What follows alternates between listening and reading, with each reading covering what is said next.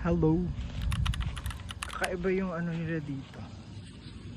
Ang laki ng ulo. Bakit kasi yung image ko before sa Siquijor, parang mga multo, mga barang and all.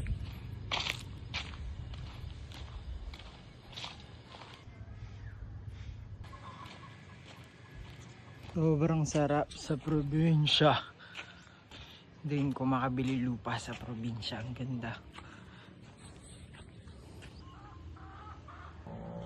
Nakaka-refresh ng utak maglakad sa probinsya. Ganda ng dagat.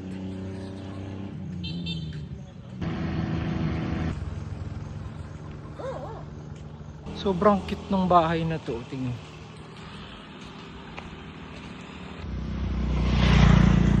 Ba't kaya ganun, no? Yung life here dito sa province is so slow. Unlike dyan sa may Manila or yan sa may Metro Manila. Parang ang bilis-bilis ng buhay.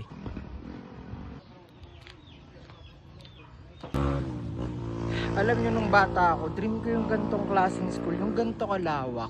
Para masarap maghabulan, masarap maglaro.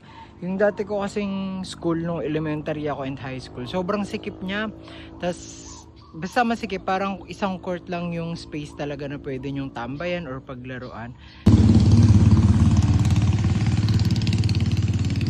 Ayan, no, sobrang lawak ng laruan nila. Alam niyo, medyo scary lang maglakad dito kasi ang daming aso, pero sobrang babait naman ng mga aso. Nag-overthink lang talaga. Anyway, tignan niyo yun. Kakaiba.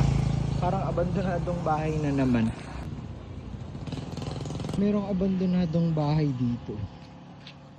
Ano kaya nangyari? Bakit wala nang nakatira dito? I manifest na makakakuha ko ng lupa dito sa may Siquijor. Para meron akong reason bumalik and lagi ko tong babalikan. Alam niyo, sobrang dami ko nang napuntahan and itong Siquijor yung isa sa top tourist destination for me. Kaya, ewan ko, gusto ko talaga makabili ng lupa dito. Bakit kasi yung image ko before sa Siquijor, parang mga multo, mga barang and all. Pero now, ang sarap bumalik. Babalik ako dito sa Siquijor and makakuha ko ng lupa dito sa Siquijor. Manifest natin yan. Yun lang, sarap maglakad. Sarap talagang mag morning walk. Na wawala yung mga iniisip kong ganun.